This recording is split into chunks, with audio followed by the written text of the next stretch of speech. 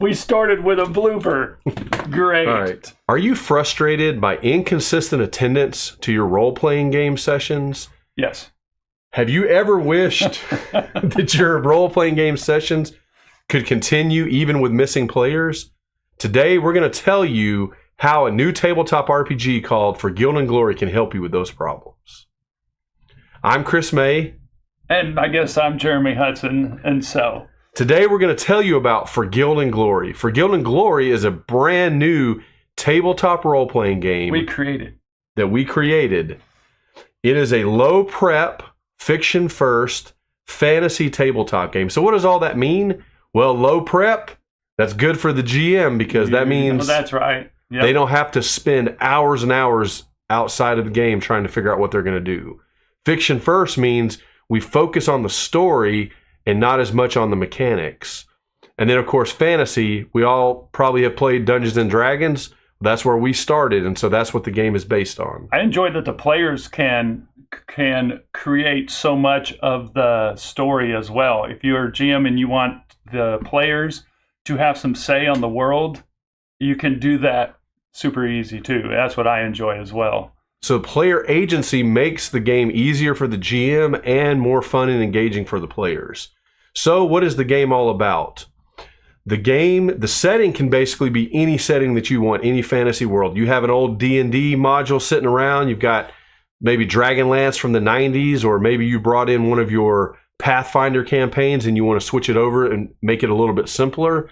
You can do that using this system. As in every kind of fantasy role-playing game, the players are going to make characters that interact with a world that the GM and the players make together. But one of the key things that differentiates For Guild and Glory from other RPGs of the type, it's based on Blades in the Dark, a fiction-first heist type game. And what we've done is each group of players makes a guild when they start the game. And the guild is basically how your players interact with the world. Do you want to be part of a thieves guild? Or do you want to be a crusaders guild going out and stamping out evil? A mercenary guild that does whatever they are hired to do. Oh yeah, jobs. And then what's nice is it pulls the player group all together right from the get-go. So the players all come together and they all have a reason for being together. And if a player misses, that's okay. Their character can be assumed off screen doing some guild work. And the way that the mechanics in the game work, the cycle of play starts with the players going on a mission or a quest. They start off right off the bat, jumping into the action on a quest. And then at the end of each session, you have downtime where the characters can train, where they can gain experience, learn things about their character. And so if a character is off screen, they can be assumed that they're doing work for the guild in other places. That's one thing I really liked about the system, is being able during downtime to have some tangible actions that the players can do, so that they're sitting there during downtime and they have actual things they're sitting there working on with their characters and stuff, rather than just the GM saying, what do you guys want to do? They're actually choosing actions, like 3 actions out of a total of 7 or 8 actions that they're choosing to do during downtime to help create their character, build them up, and that kind of stuff. And that's one thing that's really cool with it as well. And the core system is a little bit different. Tell us about the dice system that we created. It's a D6 dice pool system. So you're rolling anywhere from 1 to, I don't know, what's the most number of dice we've rolled? We've seen somebody rolling 10 or 12 dice at one time. So a D6 dice pool system where you're rolling D6s. And one of the things we wanted to do is we wanted to make it super easy on everybody. So basically, you roll the dice and you're looking for the highest number on those dice. So 5 or 6 is a success. 2, 3, and 4 is a failure. And then if your highest roll, say you were rolling 1 dice, is a 1, then that is a critical failure. And something really bad could happen to you. Yeah, and those are a lot of fun. And then the GM, depending on the action, the GM has a pool of different colored dice, usually red or black or something. And the GM will give danger dice to the player and say, this is a dangerous action. I think you need to roll 4 danger dice. And then on the danger dice, any ones that come up on the danger dice, the GM can then spend to cause further things. More things can have more monsters. The monsters can damage you. You could have environmental factors. Yeah, all sorts of stuff like that. So that's a lot of fun. So what ends up happening is players are able to push themselves, spend some more stress to gain a dice. They have some special abilities that might give them more dice.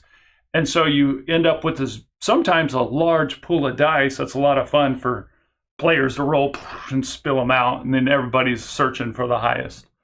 And then what makes the system a little bit unique too is the GM doesn't roll dice most of the time. Most of the consequences, whether it's damage or danger to the characters, comes from the players rolling those danger dice. Mm-hmm. Now, as it comes around, the game is played around the table. No initiative. You just start with a player and you go around the table, and then when it's the GM's turn, the GM simply rolls a number of danger dice and then inflicts consequences based on the ones that they roll. But what's interesting, Jeremy brought up something we haven't talked about yet. In this game, you have health, just like in many games, hit points, stamina. But in addition to health, you also have a second bar that you keep up with called stress. And stress is how you go about doing a lot of basically fantastic feats in the game. If you're a spellcaster, you use your stress to spend stress. So instead of having set spells like mini games, like a fireball or a magic missile, instead you create your own spell. So maybe you have maybe you have a bolt, and then you decide you want to make that a lightning bolt or a firebolt, and then when at the time you cast it, you spend an amount of stress to empower the spell. So let's say on one time you cast the spell, maybe you just want to hit one target, that might cost you 2 stress. But maybe you decide I want to hit an entire city block with this lightning bolt. Well, that might cost you your entire pool of 16 stress, and then after you do it, you're knocked out until the next mission or the next quest. So it's this kind of thing that allows the spellcaster to be very powerful, but it's at a cost.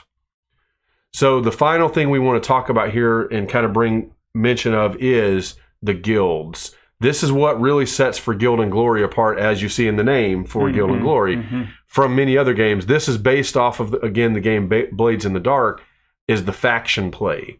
So the way it works, again, each table you make your own guild, and then throughout the course of 6 months or a year as you're playing, you keep playing as that guild. But what's really cool is you can play with a completely different group of players every week, and you can continue the story on.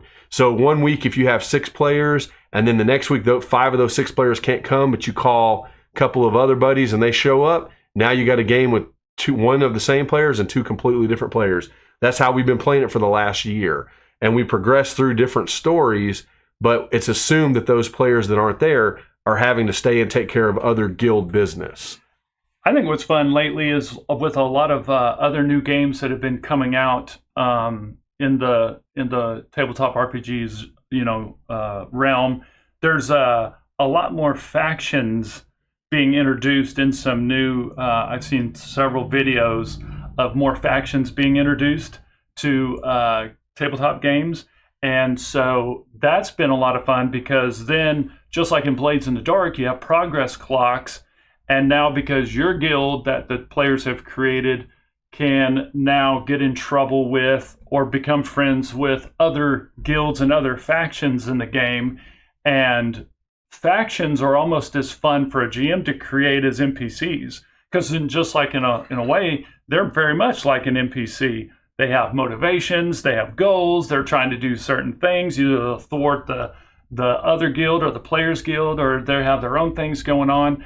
And so with progress clocks, you can start progress clocks for all sorts of things that really bring the world alive while you're playing. And when you do something like, let's say you would accept the quest to go rescue a princess from the orc stronghold, you break in there, you rescue her, you kill the chief of orcs, you bring the princess back, everybody's happy.